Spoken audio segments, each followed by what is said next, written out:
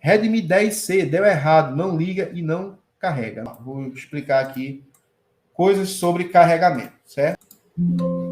Tá aqui, ó. C de carga, certo? Tá vendo isso aqui, pessoal? Ó, tá vendo isso aqui, ó? Essa malhazinha aqui, ó, que vai pro GND. Todo CI de carga, ele tem essas malhas aqui que vão pro GND. Isso aqui é gerado uma corrente aqui, certo? Se houver alguma resistência alterada até nessas linhas aqui de GND, esse carregamento pode parar. Aí o que acontece aqui?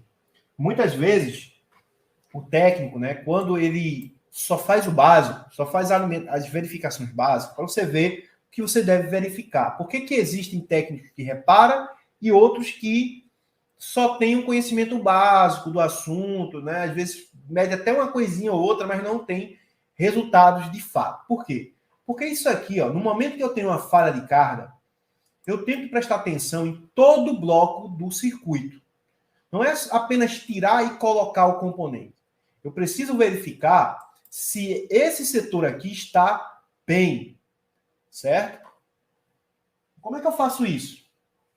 O aparelho não está carregando. Sim, não está carregando, mas está ligando. Se o aparelho liga, então eu devo ter aqui, ó, essa tensão de PMIC para o meu componente aqui, né? Então, onde é que eu pego? No resistor R2322, certo? Então, venho aqui no R2322, pego o meu multímetro, isso aí eu não vou levar nem um minuto para verificar isso. Venho aqui, tá aqui, ó, o R2322, certo? Tá aqui o componente. Então, o que eu faço? Ligo o meu aparelho, venho aqui, ó, viro a placa e faço a medição aqui em escala de tensão contínua com o meu multímetro. Ponteira preta no terra, ponteira vermelha vem aqui no componente. E aqui, pessoal, deve ter, pelo menos em um lado aqui, deve ter uma tensão de 1,8 volts.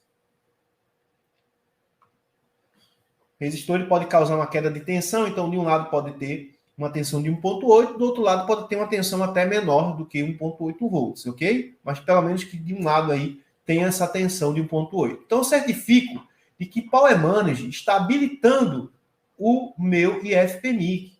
Por quê? Porque se houver uma falha de Power Manage para o meu IFPMIC, eu tenho uma falha de carregamento, não pelo meu IF, mas eu tenho uma falha de carregamento pelo meu Power Manage. O Power Manage é o responsável por chavear a alimentação nas placas? Não. O Power Manage, na grande maioria, né? Claro, tem alguns Power Manage que fazem essa função também, mas aí é casos específicos. Mas o Power Manage ele vai trabalhar para, né, gerenciar frequências, gerenciar tensões e tudo mais, distribuir essas alimentações e frequências para a placa. Porém, se ele não envia uma tensão de 1,8 volts para o meu IF, tudo isso aqui ao redor pode estar ok, certo? Pode estar chegando tensão, pode estar saindo aqui tensão, tudo vai estar funcionando aqui. Porém, né, as demais funções do IF-PMIC, ou do meu CI de carga, né, do meu transistor MOSFET, não vai estar funcionando. Por quê? Porque tem uma falha de habilitação, certo? Então, aqui, ó, Start, ou seja, o IF só vai trabalhar se ele receber a tensão de Start, a tensão de Enable, né, de habilitação para o IF. Então, se PMIC vacila nessa tensão, ou se esse resistor aumenta a resistência, bloqueando a tensão para a entrada aqui no meu IF, logo eu vou ter um IF-PMIC inoperante. Vai ser por conta do meu IF-PMIC? Não. Eu vou trocar IF-PMIC uma vez, eu vou trocar IF-PMIC outra vez, eu vou trocar diversas vezes. E o que vai acontecer? O mesmo problema, porque a falha não é de IF-PMIC. Então, quando eu tenho uma falha de carga, não é apenas chegar no IFPMIC e trocar. Primeira coisa, eu tenho que verificar a malha de VBus, a malha de, no caso aí, se for um conector tipo C, verificar CC1, CC2, que são as malhas de controle de corrente, certo?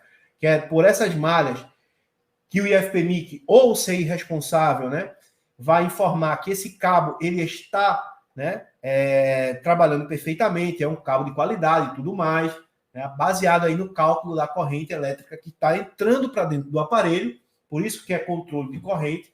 Então, baseado nisso, né, vamos ter também malha de USB, de hub, né, que algumas malhas aí, para que haja um carregamento acelerado, precisa estar funcionando perfeitamente. Então, isso aí a gente consegue verificar em teste simples, teste com o dock teste, com o dock, né, de carga, você consegue fazer uma verificação para analisar essas linhas. Tem aí, por exemplo, os valores universais em condução reversa, né? Então, você não precisa nem de esquema elétrico para verificar essas linhas, né? Verifica essas linhas, tá todas ali ok, então a gente desconfia de que algo está acontecendo com o meu IFPMIC. Mas será que é ele que está causando a falha? Não, eu não vou chegar e vou tirar o meu IFPMIC da placa sem primeiramente verificar o que pode estar acontecendo ao redor dele. Então, se eu tenho aqui, ó, por exemplo, resistências ligadas ao GND, essas resistências também devem ser verificadas. Aqui diz que eu tenho que ter uma resistência de 10K.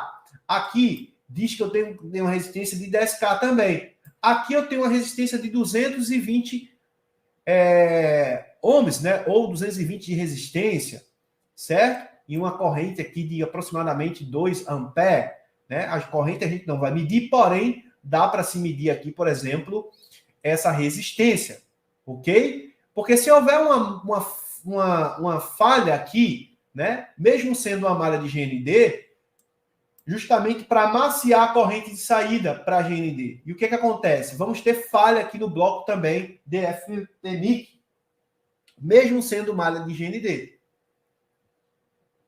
Então, mesmo que você não saiba, não sei o que é isso, é reg GN, não sei o que é. Verifique os componentes, cara. Eu não preciso saber o que é a malha, mas eu preciso entender que essa malha tem que ter 10K aqui, e se não tiver 10K, essa malha está com problema. E pode ser ela que está causando a falha. Aqui me diz que devo ter 1.8 volts. Lá eu sei quem está trazendo essa malha. Aqui diz, ó, PMU, Power Management Unit, certo? Então, o próprio esquema elétrico, ele acaba sendo, né, conclusivo e detalha para vocês justamente as coisas. Né? Não é difícil de aprender. É aquilo que eu falei para você. Se você pega uma semana e começa a estudar sobre circuitos de carga, você vai conseguir compreender muito bem quando você for analisar um outro circuito da placa, porque você já tem uma ideia de um funcionamento, do que é uma malha, do que é um nó, do que é um componente, do que é uma resistência, do como medir um capacitor, como medir um diodo TVS, um diodo Zener, né? Um diodo comum, como fazer uma verificação, por exemplo, né? De alimentação do circuito integrado.